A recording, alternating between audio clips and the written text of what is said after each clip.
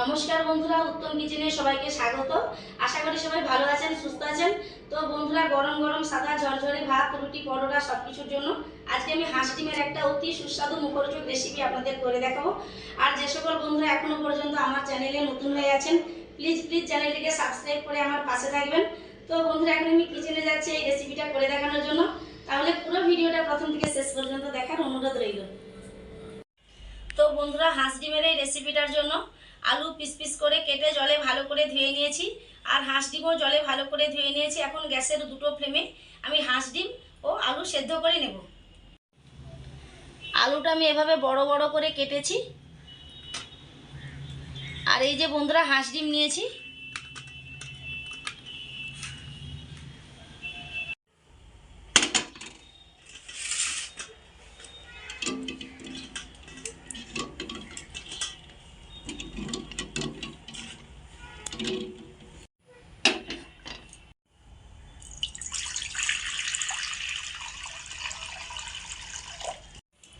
কড়াইতে জল দিয়ে দিয়েছি আলু সিদ্ধ করে নেওয়ার জন্য। এখন আমি লবণ, হলুদ ও শুকনো লঙ্কার গুঁড়ো দিয়ে দিচ্ছি। এখন আমি আলুর পিসগুলো দিয়ে দিচ্ছি।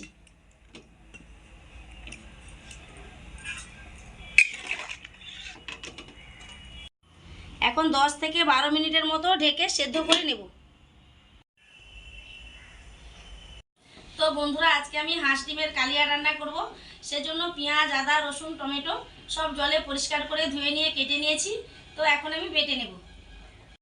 রসুন, আদা, পেঁয়াজ একসাথে বেটে নেব।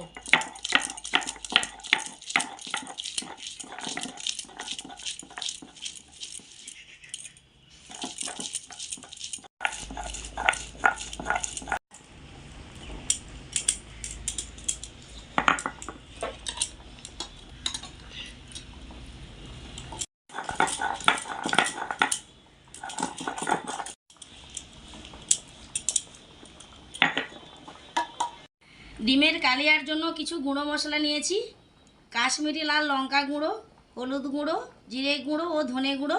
এখন আমি অল্প করে একটু জল দিয়ে গুঁড়ো মশলার একটা পেস্ট তৈরি করে নেব।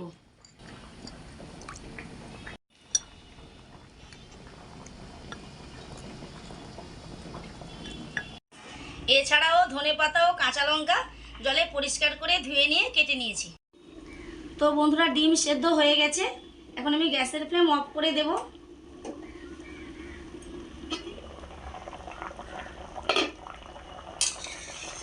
আর এদিকে আলুও সেদ্ধ করে নিয়েছি।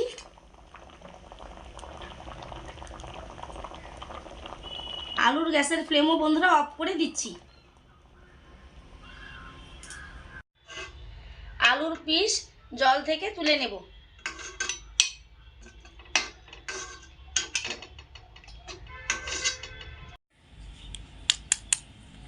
ঠান্ডা জল নিয়েছি বন্ধুরা। এখন আমি ডিমের খোসাগুলো ভালো করে তুলে নেব।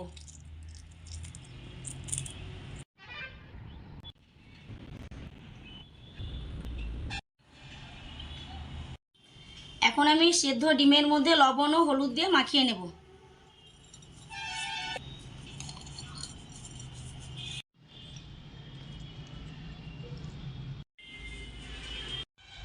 ডিমের কালিয়া রান্নার জন্য গ্যাসের ফ্লেমে কড়াই চাপিয়ে দিলাম। কড়াই ভালো মতো গরম হয়ে গেছে। এখন আমি সরিষার তেল দিয়ে দিচ্ছি। প্রথমে ডিম ভালো করে ভেজে নেব।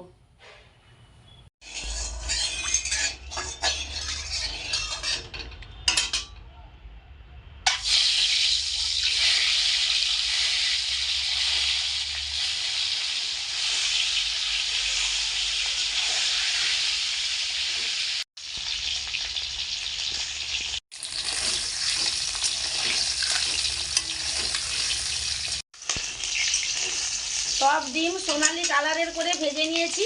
এখন নামিয়ে নেব।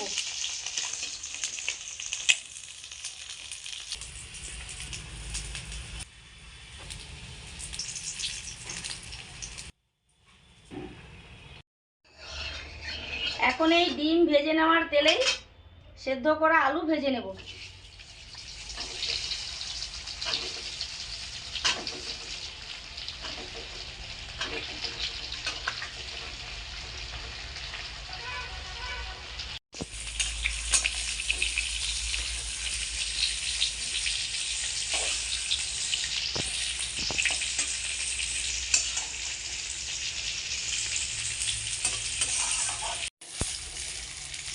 আলু ভেজে নিয়েছি, এখন নামিয়ে নেব।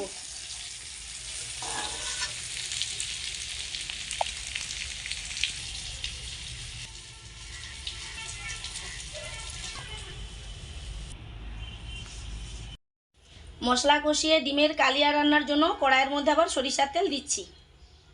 ফোড়নের জন্য নিয়েছি সাজিরা, দারুচিনি, লবঙ্গ, জয়িত্রী আর এলাচ থেতো করে নিয়েছি। এখন আমি তেল গরম হয়ে গেছে, তেলের মধ্যে সব দিয়ে দিচ্ছি। আর নিয়েছি কিছু কারি পাতা, তো এখন আমি দিয়ে দিচ্ছি।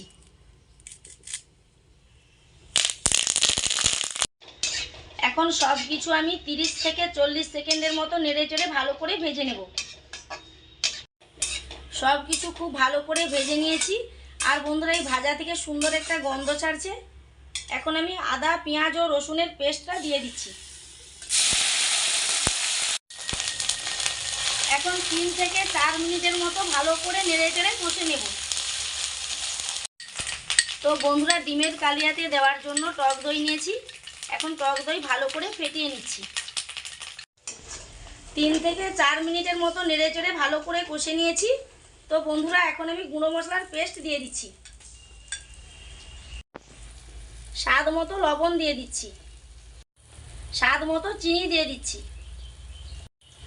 এখন আমি সব কিছু একসাথে ভালো করে মিশিয়ে 2 মিনিটের মতো কষে নেব।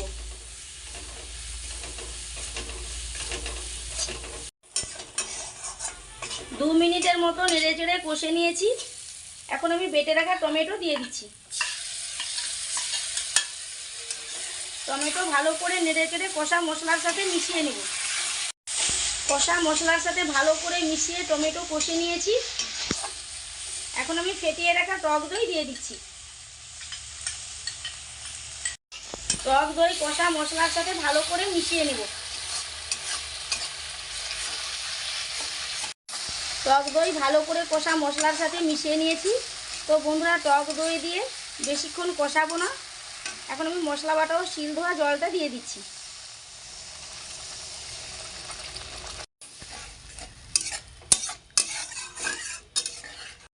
ডিমের কালিয়া ঝোল ঝোল মতো রাখবো না, একটু গ্রেভি গ্রেভি মতো করব। তাই এখন আমি অল্প করে একটু সাদা জল দিয়ে দিচ্ছি।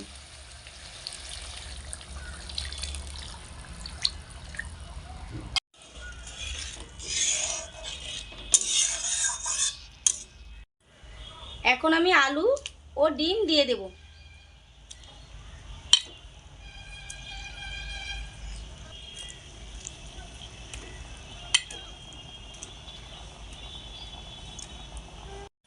চিড়ে রাখা কাঁচা লঙ্কা দিয়ে দেব। কুচিয়ে নেওয়া ধনেপাতা দিয়ে দেব। এখন আমি 3 মিনিটের মতো ঢেকে দেব। 3 মিনিটের মতো হয়ে গেছে। এখন আমি ঢাকা খুলে দেব।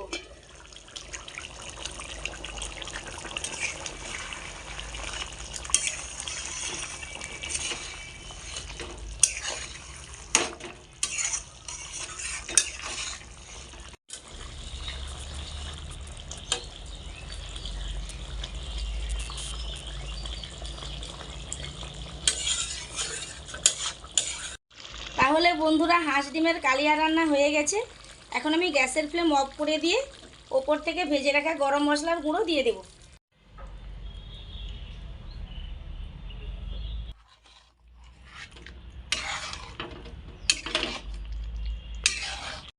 ভাজা গরম মশলার গুঁড়ো ভালো করে ডিমের কালিয়ার সাথে মিশিয়ে নিয়েছি। এখন আমি 1 মিনিটের মতো ঢেকে রেখে দেব। 1 মিনিটের মতো হয়ে গেছে। এখন আমি ঢাকা খুলে নামিয়ে নেব।